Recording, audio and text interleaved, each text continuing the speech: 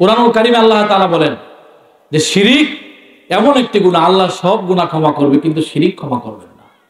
আল্লাহ পাক বলেন ইন্নাল্লাহা লা ইয়াগফিরু আন ইউশরাকা বিহি ওয়া ইয়াগফিরু মা দুনা যালিকা লিমান ইয়াশা। আল্লাহ পাক বলেন নিঃসন্দেহে আল্লাহ তাআলা ক্ষমা করবেন না। ইন্নাল্লাহা লা ইয়াগফিরু আন ইউশরাকা বিহি, ওই গুনাহটা ক্ষমা করবেন না যে গুনাহটা শিরিক করে করা হয়। এরপরে আল্লাহ তাআলা শিরিক ছাড়া যত গুনাহ আছে তিনি ইচ্ছা করলে ক্ষমা করে দিবেন। জোরে বলি সুবহানাল্লাহ। আমাদের দেশে আমাদের সমাজ অনেক সময় আমরা বলি উপরে আল্লাহ নিচে আপনি, বলি কি বলি না? আর বলি কি বলি না? শিরকি কথা।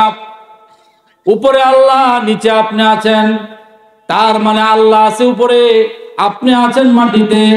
আল্লাহ এবং আপনি আমার কাজটা করে দিবেন, আপনি ছাড়া এবং আল্লাহ ছাড়া কাজটা হবে না। আল্লাহর সাথে আপনি আরেকজনকে বানায় ফেললেন। এই চিন্তা এবং এই কথাগুলো যারা বলবে তাদের আমলগুলো বরবাদ করে দিবেন। কে বরবাদ করে দিবেন? কে বরবাদ করবে? আপনার আমল কম হোক, শিরিক যদি না থাকে, এই কম আমল আপনার নাজাতের জন্য জড়িয়ে হবে। জুড়ে বলি ঠিক কিনা? আল্লাহ পাক বলেন লা ইন আশরাকতা লা ইয়াহবাতান্না আমালুকা ওয়া লা তাকুনান্না মিনাল খাসিরিন বিল্লাহি ফা'বুদহু ওয়া কুম মিনাশ শাকিরিন। আল্লাহ পাক বলেন তুমি যদি শিরিক করো, নামাজও পড়ো, শিরিক করো। এই যে কিছুদিন আগে নির্বাচন গেল, কত বড় বড় নেতারা শিরিক করছে, সারা জীবনেও নামাজ পড়ে না, সারা জীবনেও ভালো কাজ করে না। যে নির্বাচন আইলো টুপি মাথায় দিয়া দিল, আল্লাহকে দেখানোর জন্য করলো না, মানুষকে দেখানোর জন্য করলো। জোরে বলেন কাকে দেখানোর জন্য করছে? সারা জীবন দান করছে না। নির্বাচন যে আসলো, আমার ভাইরা, এই নির্বাচন চলাকালীন সময়ে 9টা মেয়েরা পর্যন্ত এতিমখানায় গিয়া এতিম ছাত্রদেরকে খাবার দেয়, ভিডিও করে ছেড়ে দেয়। এটা আল্লাহর জন্য করে নাই, এটা মানুষকে দেখানোর জন্য করেছে, যার কারণে তার আমলটা বরবাদ হয়ে গেছে। ঠিক কিনা? আরো জোরে বলতে হবে ঠিক কিনা? এগুলো আমাদের সমাজে অনেক সময় দেখা যায়। অনেক মানুষ আছে আমাদের সমাজে যারা নিজেরা করে তাদের কথা বলতেছি, কিন্তু অন্যরা যদি করে সেটা ভিন্ন কথা। অনেকে আছে হজ করে আসছে, এখন মানুষকে বলে আমি হজ করে আসছি, এখন আর আমাকে আগের মতো ডাকা যাবে না, আমার নামের আগে এখন আলহাজ বলতে হবে। জোরে বলি নাউজুবিল্লাহ। অনেক সময় দেয়া যা হজ করে আইছে, হাজী সাহেব না ডাকলে মনে মনে খুব গুসা হয়। কেন হাজী সাহেব ডাকা হয় না? নামের আগে আলহাজ লিখতে হয়, হাজী সাহেব ডাকতে হয়। তাইলে আমরা যারা নামাজ পড়ি নিয়মিত, তাইলে আমরাও আমাদের নামাজের আগে তো, আমরা নামের আগে তো আমরা কোনো সময় লিখি না নামাজি অমুক, লিখি? জোরে বলি লিখি। শিরিক ইবাদত হবে কার জন্য? আরো জোরে বলি কার জন্য? আল্লাহ পাক কোরআনুল কারীমে বলেছেন ইন্নাহু মাইয়ুশরিক বিল্লাহি ফাকাদ হারামাল্লাহু আলাইহিল জান্নাহ ওয়া মাআওয়াহুন নার। আল্লাহ পাক বলেন নিঃসন্দেহে যে ব্যক্তি শিরিক করবে এই দুনিয়াতে, ইবাদতে শিরিক করবে, ইবাদত করতে গিয়া শিরিক করবে, যাকাত দেওয়ার সময় শিরিক করে কি করে না? যাকাত দেয়, মানুষকে দেখানোর জন্য যাকাত দেয়, কাপড় দেয়, মানুষকে টাকা দেয়, একসাথে খবর দিয়ে তার বাড়িতে একসাথে করে এরপরে মানুষকে দেখায় যাকাত দেয়। সে যাকাত কিন্তু আল্লাহকে খুশি করার জন্য দেয় না, মানুষের মন জয় করার জন্য দেয়। জোরে বলে ঠিক কিনা? এগুলো শিরকি চিন্তা চেতনা। আবার অনেক রাজনৈতিক নেতারাও বলে যে ধর্ম যার যার উৎসব। বলেন না কেন? ধর্ম যার যার উৎসব সবার। এই কথাগুলো রাজনৈতিক নেতারা বলে, রাজনীতি করতে গিয়ে শিরিক করে, রাজনীতি করতে গিয়ে শিরিক করে। আবার অনেকেই দেশ চালাতে গিয়ে শিরিক করে। কিভাবে করে বলতেছি। আপনি যে সংসার পরিচালনা করছেন, আমি যে সংসার পরিচালনা করছি, আপনি আমি না থাকলে সংসার চলবে না, বন্ধ হয়ে যাবে। কি বলেন? নাকি বন্ধ হয়ে যাবে? যে আমরা যে মসজিদের ইমামতি করি, যদি মনে করেন আমি যে মসজিদে আসি, আমি যদি ইমামতি ছাইড়ে দিই অথবা আমি মারা যাই, মসজিদের ইমামতি বন্ধ হয়ে যাবে। কিন্তু এখন যদি আমি মনে করি যে মসজিদের ইমামতি, এই মসজিদের ইমামতি আমারও ছাড়া চলতো না, এই চিন্তাটা যদি করি, তাহলে এই চিন্তাটা কি শরীয়ত সম্মত হইল না শরীয়তের বাহিরে হইল? জোরে বলি ইমানের পরিপন্থী হলো কিনা? অবশ্যই ইমানের পরিপন্থী। দেশ চালাতে গিয়া অনেক বড় বড় নেতারা বলে আমাকে ছাড়া এই দেশ চলবে না। জোরে বলি ঠিক কিনা? মেরে টুকরা টুকরা করে যেভাবেই হোক জুড়ে জব্বরে কৌশলে ছলে বলে চুরি করে যেভাবেই হোক কোনো না কোনো ভাবে আমাকে আবার আগের জায়গায় যেতে হবে, আমার গতি ঠিক রাখতে হবে। কারণ আমার চিন্তা হইলো আমি ছাড়া এটা চলবে না।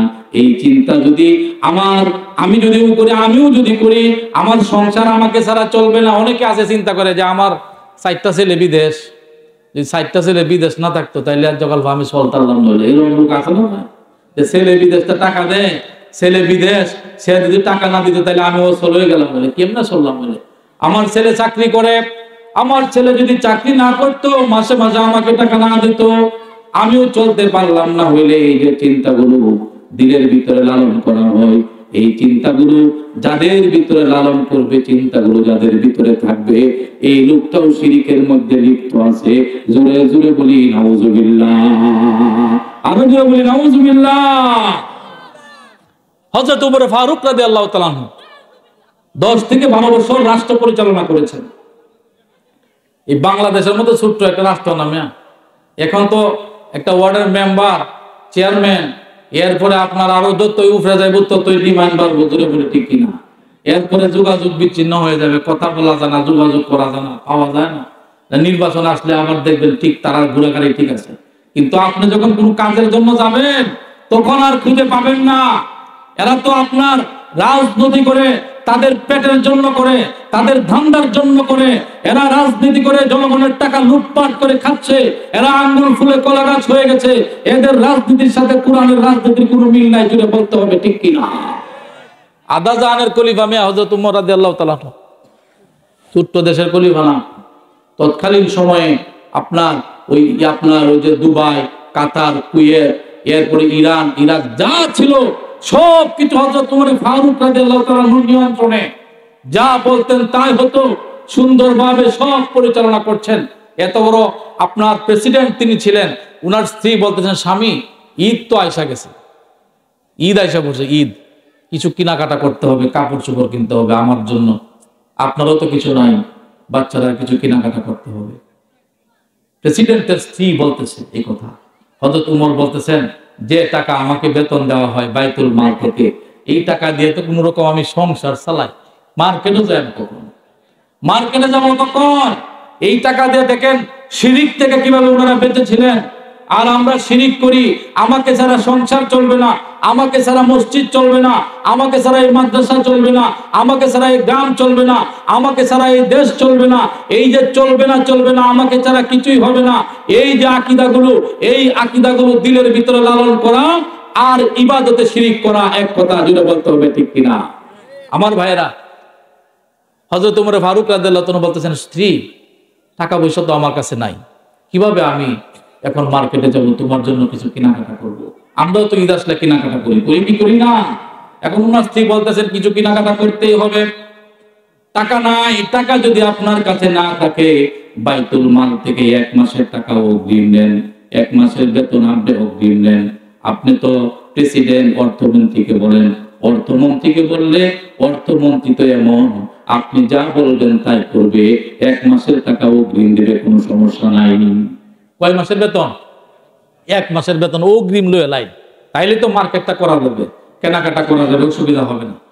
এখন 1 মাসের টাকার জন্য অর্থমন্ত্রীকে বলা হলো, অর্থমন্ত্রীকে ডাক দেওয়া হলো। অর্থমন্ত্রী ছিলেন জান্নাতের সুসংবাদ প্রাপ্ত একজন সাহাবী। আমার ভাইরা, সেই সাহাবীকে ডাক দেওয়া হলো, ওনাকে বলা হলো, অর্থমন্ত্রী তুমি আমাকে 1 মাসের টাকা অগ্রিম দাও। এখন তো আমাদের দেশে দেখা যায় কিছু পয়সা করি পেইলে, কিছু টাকা পয়সা পাইলে জাহান্নামীরা জান্নাতি বলে না, আগেই অগ্রিম জান্নাতের সুসংবাদ দিয়া দেয় ঠিক কিনা। কিছু খাওয়াইলে, কিছু খরচ করলে, অনেক বড় বড় পকেট মৌলবী আছে আমাদের দেশে, যারা মুনাফিক, যারা ফাসিক, এই ধরনের ব্যক্তি যারা শক্তিশালী, ক্ষমতাশালী, তারা যখন কিছু মানুষকে টাকা দেয়, কিছু মানুষকে কিছু পকেট খরচ দেয়, এই কিছু টাকা খেয়ে, কিছু সিন্নি পেয়ে বলে অমুক জান্নাতি মানুষ, অমুক অনেক ভালো, এই সেই, এইগুলা বলে কি বলে না আরো। এখন হযরত ওমর ফারুক রাদিয়াল্লাহু তাআলা অর্থমন্ত্রীকে ডাক দিলেন। উবাইদুল্লাহ ইবনুল জাররাহ সম্ভবত ওনার নাম ছিলেন। উনাকে ডাক দেওয়ার পরে বললেন যে 1 মাসের টাকা আমাকে অগ্রিম তোমাকে দিলে আমাকে দিতে হবে আর কি, দিলে ভালো হয়। ওইভাবে চাপও দেন নাই উনি, যেহেতু প্রেসিডেন্ট, হ্যাঁ ওইভাবে চাপ দিলে দিতে পারতেন, কিন্তু ওইভাবে উনি চাপ দেন নাই যে আমি একটু সমস্যায় আছি, 1 মাসের অগ্রিম বেতন আমাকে একটু দিতে পারো ভালো, যেহেতু আমার একটু সমস্যা।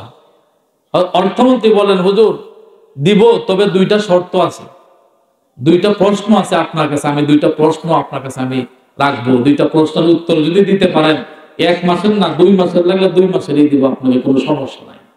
হ্যাঁ বলো তোমার কি প্রশ্ন?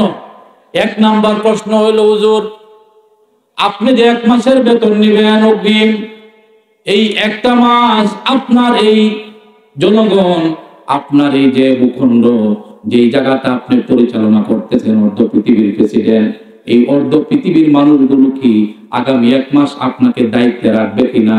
যদি 1 মাস দায়িত্বে রাখে, সেই নিশ্চয়তা যদি আমাকে দিতে পারেন, আমার কোনো আপত্তি নাই, আমি আপনাকে 1 মাসের অগ্রিম বেতন দিব।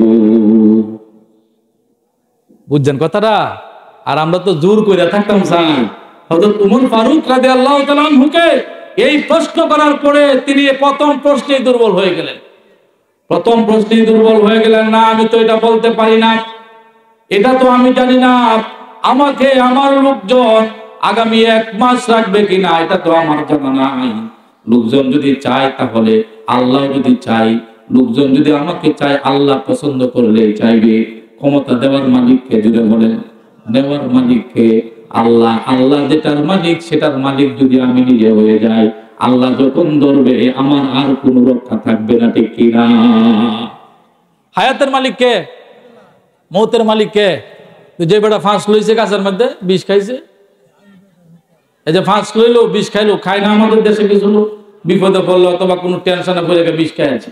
আগে খুব বেশি ছিল, একটু কমছে, এগুলো আগে খুব বেশি ছিল, অনেকটাই কমে গেছে। আমার ভাইয়েরা, হায়াতের মালিক আল্লাহ, মৌতের মালিক আল্লাহ, কিন্তু যে লোকটা বিষ খেলো অথবা গাছের ডালে ফাঁস লয়ে মারা গেল, এই লোকটা এটা কি করলো? আল্লাহ তো মালিক হায়াতে, কিন্তু সে এটা কি করলো? হায়াতের মালিক আল্লাহ, মৌতের মালিক আল্লাহ। সে যখন আল্লাহর কাজটা নিজে করে ফেললো, যেটা আল্লাহ গোটাবেন এটা যখন সে নিজে গোটায় ফেললো, আল্লাহ পাক স্থায়ীভাবে তার জায়গা করে দিলেন জাহান্নাম। জোরে জোরে বলি নাউজুবিল্লাহ। ক্ষমতা দিবেন আল্লাহ, নিবেন আল্লাহ, দেওয়ার মালিক আল্লাহ, নেওয়ার মালিক আল্লাহ। 1 মিনিট থাকার ক্ষমতা আমার নাই। আমি যদি জোর করে থাকি, জোর করে কোনো দায়িত্বে থাকি, মসজিদের সভাপতি বলেন, সেক্রেটারি বলেন, কোন প্রতিষ্ঠানের সভাপতি বলেন, সেক্রেটারি বলেন, আমার কোন সামাজিক কাজ বলেন, সামাজিক সংগঠন বলেন, যেখানে মানুষ আমাকে চায় না, যেখানে মানুষ আমাকে মেনে নিতে পারে না, ওইখানে যদি আমি জোর খাটাই, ওইখানে যদি আমার ক্ষমতা প্রয়োগ করে মানুষের উপরে অত্যাচার করে আমি থাকতে চাই, আল্লাহ পাক যখন ধরবেন তখন আমাকে রক্ষা করার আর কোনো শক্তি থাকবে না। জোরে জোরে বলতে হবে, ঠিক কিনা? সূরা ইউনূস আল্লাহ পাক বলেন, ওয়ালাকাদ আহলাকনাল কুরুনা মিন ক্বাবলিকুম লাম্মা যালামু, ওয়ালাকাদ আহলাকনাল কুরুনা মিন ক্বাবলিকুম লাম্মা যালামু ওয়া জাআতুহুম রুসুলুহুম বিল বায়িনাত ওয়া মা কানু লিয়ুমিনু কাযালিকা নাজজিল কওমাল মুজরিমিন। আল্লাহ পাক বলেন, হে নবী, নিঃসন্দেহে আমি আল্লাহ অতীতে এমন অনেক জাতি ছিল যাদেরকে আমি এই জমিনে ধ্বংস করেছি, এই জমিনে আমি তাদেরকে নিশ্চিহ্ন করে দিয়েছি, তাদের কোনো নাম নাই, নিশানা নাই, তাদের কিছুই নেই, আমি তাদেরকে একবারে তছনছ করে দিয়েছি। কেন করেছি? তারা এই জমিনে মানুষের উপরে জুলুম করেছে, মানুষের উপরে অত্যাচার করেছে, নিরপরাধ মানুষের উপরে নির্যাতন করেছে, যাদের কোনো দোষ নেই, অন্যায়ভাবে আমার ভাইয়েরা তাদেরকে অত্যাচার করেছে, তাদেরকে কষ্ট দিয়েছে, যার কারণে আমি তাদেরকে পাকড়াও করেছি, ছাড় দেই নাই। জোরে বলি, ঠিক কিনা? এই যুগেও যারা এমনটি করবে, পৃথিবীর যে কোনো রাষ্ট্রে হোক, আমাদের দেশে হোক, অন্য কোনো কান্ট্রিতে হোক, আমাদের দেশে তো অনেক নিরপরাধ আলেম ওলামারা জেলের মধ্যে আছে, আছেন না? কোনো অন্যায় নাই, কোনো অপরাধ নাই।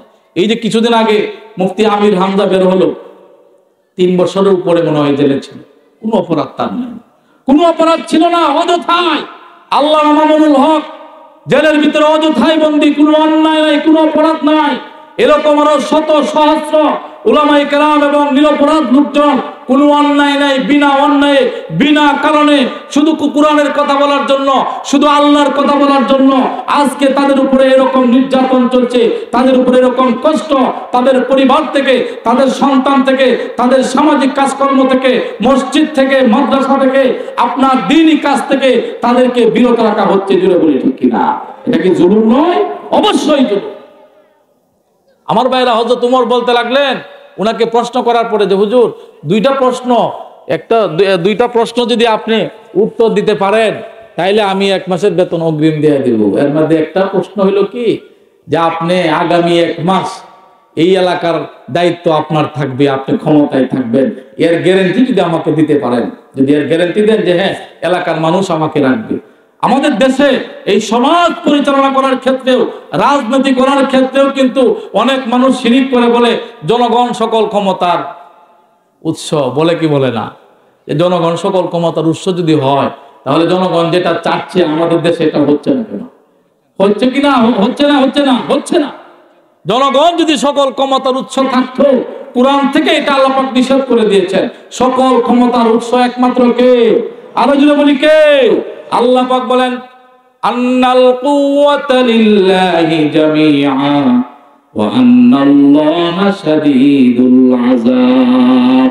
আল্লাহ হচ্ছেন এমন সত্তা, আল্লাহ হচ্ছেন এমন মনিব, নিঃসন্দেহে তিনি এমন আল্লাহ যিনি সকল ক্ষমতার, সকল শক্তির থেকে তার শক্তি বড়, যিনি সকল কিছুর থেকে উপরে, তার উপরে আর কেউ নাই, তার থেকে এইরকম শক্তিশালী পাওয়ারফুল আর কেউ নাই। যখন যেটা মন চায়, যখন যেটা তিনি ইচ্ছা করেন সেটা করতে পারেন। উনার কাজে বাধা দেওয়ার ক্ষমতা পৃথিবীর কোনো শক্তির নাই। জুড়ে জুড়ে বলি ঠিক কিনা? শিরিক করব না আমরা। আমাদের সমাজের রাজনৈতিক নেতারা বলে যে ধর্ম যার যার উৎসব, সবার শিরিকি কথা। উপরে আল্লাহ, নিচে আপনি। আবার আমরা অনেক সময় বলি আল্লাহও লাগে, এই শিরিক কথা, এগুলো শিরিকি কথা। এগুলো তো কখনো একজন মুমিন বলতে পারে না, একজন মুসলমান বলতে পারে না যে ভাই উপরে আপনি আল্লাহ, উপরে নিচে আপনি, আপনি নিচে উপরে আল্লাহ। এই যে কথাগুলো শিরিকি কথা, এই কথা যখন বলা হবে ঈমান চলে যাবে। আবার আমাদের দেশের একজন নতুন শিক্ষামন্ত্রী হয়েছে, নতুন শিক্ষামন্ত্রী, শিক্ষা দিকে কি আছে আল্লাহ ভালো জানে, কোরআনের শিক্ষা তো নাই। শিক্ষামন্ত্রী হওয়ার পরেই সে ঘোষণা করলো যে মুসলমানরাও হিন্দুরার মূর্তি পূজা যাইতে পারবো, কোনো সমস্যা নাই। যদি কোনো মুসলমান বলা যায় থাকতো না তাহলে এটা নিয়ে খুব অসুবিধা হয়ে যাবে। শিক্ষামন্ত্রীর দায়িত্বে থাইকা এরকম অজ্ঞতার পরিচয় দেয় যে মুসলমানরাও মূর্তি পূজা কি করতে পারবে, যাইতে পারবে। মুসলমানদেরকে উৎসাহ দিতেছে, মুসলমানদেরকে আপনার যাওয়ার জন্য সে আপনার তাগিদ দিতেছে, সেও মুসলমান নিজেকে দাবি করে। আমার তো বিশ্বাস এই ধরনের শিক্ষামন্ত্রীকে অতি দ্রুত তাদের দায়িত্ব থেকে অব্যাহতি দেওয়া উচিত। জুড়ে বলে ঠিক কিনা? হিন্দুরার মূর্তি পূজা যাওয়ার লাগে, মূর্তির কাছে যাওয়ার লাগে মুসলমানরা লড়াই দেয়। সে শিক্ষামন্ত্রী, কিভাবে সে শিক্ষামন্ত্রী থাকে? তার হিন্দুরা তাদের আপনার মূর্তি তারা নিজের হাতে বানা, তারা তাদের মূর্তি পূজা করে, তারা দেবদেবী পূজা করে। আমরা কি কোনোদিন না করছি? আপনি না করছেন? আমি না যাতে না করি, এটা আল্লাহ কুরআন কারীমে বলে দিয়েছে যে তারা যে তাদের যে ধর্ম, তারা যে মূর্তি বানা, খেয়ার দেয়া, মাটি সারি দিয়ে বানা, তারা তৈরি করে, তোমাদের সামনে করে, তোমরা সব দেখতেছো, কিন্তু তারা তোমরা কিছু বলতে পারবে না। কে বলছেন? কে? আরো কি বলতে হবে? কে? আল্লাহ পাক বলেন ওয়ালা তাসুব্বুল্লাযীনা ইয়াদউনা মিন দুনিল্লাহ ওয়া ইয়াসুব্বুল্লাহা আদওয়ান বিগাইরি ইলম। আল্লাহ পাক বলেন দুনিয়ার বাসীরা রে, তোমরা আমাকে ওই সমস্ত যারা মূর্তি বানান, যারা খের দিয়া, খড়কুটা দিয়া, মাটি দিয়া, বাঁশ দিয়া মূর্তি তৈরি করে, তাদের মূর্তিকে তোমরা গালিগালাজ করো না, তাদের দেবদেবীকে গালিগালাজ করো না। কারণ তোমরা তাদের দেবদেবীকে গালিগালাজ করলে ওরাও কিন্তু অজ্ঞতার কারণে আমি আল্লাহকে গালি দিবে। যে তোমরা যদি তাদের মূর্তির গালি দাও, তোমরা তো দিবা, তোমাদের গালি ঠিক আছে, কিন্তু তারা আবার, তোমরা তাদেরকে গালি দিলে তারা পাল্টা আবার আমি আল্লাহকে গালি দিবে। যার কারণে তাদের কাজ তারা করো, তোমরা তাদেরকে কিছু বলবেও না, তাদেরটা তোমরা বাড়াবাড়িও করবে না, তাদের কাম তারা করো, তোমরা তোমাদের কাম করবা। জুড়ে বলি ঠিক কিনা? এখন তো আমাদের সমাজে হিন্দুরার উৎসব শুরু হইলে, দুর্গাপূজা হইলে মুসলমানদের ছেলেরা আগে হাজির হয়, ঠিক কিনা? আগে গিয়া মহিলারা আগে হাজির হয়, দোল বান্ধে যা দেখতে।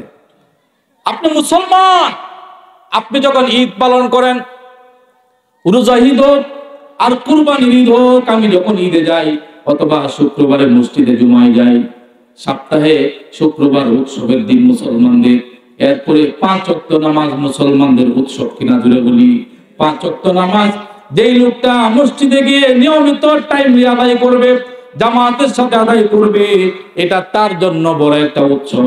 শুক্রবার মুসলমানদের বড় একটা উৎসব। 2 ঈদের দিন 2টা ঈদের নামাজ মুসলমানদের জন্য উৎসব। কোনদিন তো কোনো একটা উৎসবে কোনো একটা হিন্দু আসে নাই, হিন্দু এসে বলে নাই ভাই যদিও তোমরা মুসলমান আমরা হিন্দু, কিন্তু তোমরাও নামাজ পড়ো, তোমাদের সাথে আজ থেকে আমিও নামাজ পড়বো। পড়ছে নাকি ভাই? কোনদিন কোনো হিন্দু আয়া আমনে আমার লগে মসজিদে কার হইছে যে ভাই আপনারা যদিও মুসলমান নামাজ পড়েন, আমি হিন্দু, আসেন আজকে ধর্ম যার যার উৎসব যেহেতু সবার, আমরাও আমাদের সাথে নামাজ পড়বো, রমজানে রোজা রাখবো? করছে কোনদিন? করে না। তাহলে তুমি তোমার রাজনৈতিক ভোট ঠিক রাখার জন্য তুমি অনেক সময় বলে ফেলো যে ধর্ম যার যার উৎসব সবার, এই কথাগুলো শিরকি কথা, এই কথাগুলোর সাথে ইসলামের, কোরআনের, রাসূলের আদর্শের কোনো সম্পর্ক নাই। যেটা বলতে হবে ঠিক কিনা? তুমি ধান্দাবাজ, তুমি ধান্দা করো, তুমি উলামায়ে কেরামদেরকে গালি দাও, হক কথা বলতে দাও না, উচিত কথা বললে তোমার শরীরে লেগে যায়, সুদের কথা বললে তোমার শরীরে লেগে যায়। কেন লেগে যায়? তুমি সুদ খাও। জোরে বলতে হবে ঠিক কিনা? তুমি ঘুষ খাও, ঘুষের কথা বললে তোমার শরীরে লেগে যায়।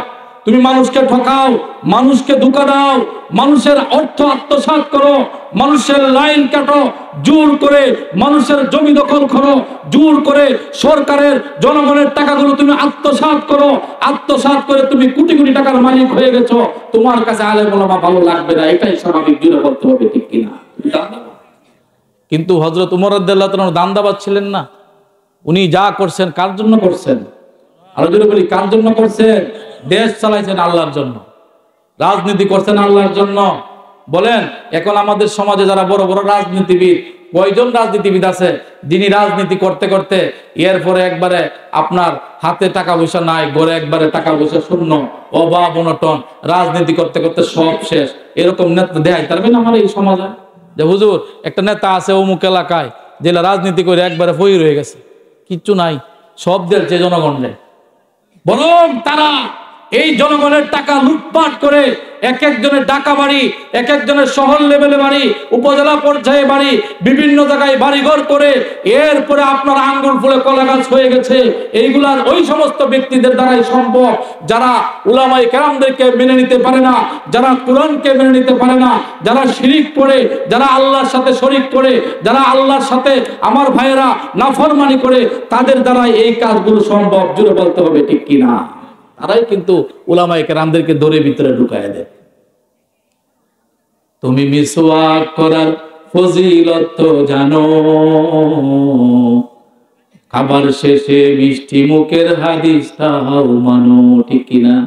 তুমি মিসওয়াক করার ফজিলত তো জানো, খাবার শেষে মিষ্টি মুখের হাদিসটাও মানো, শুধু হক কথাটা উচ্চ স্বরে বলতে পারো না, অন্যায় দেখে বারুদ হয়ে জ্বলতে পারো না।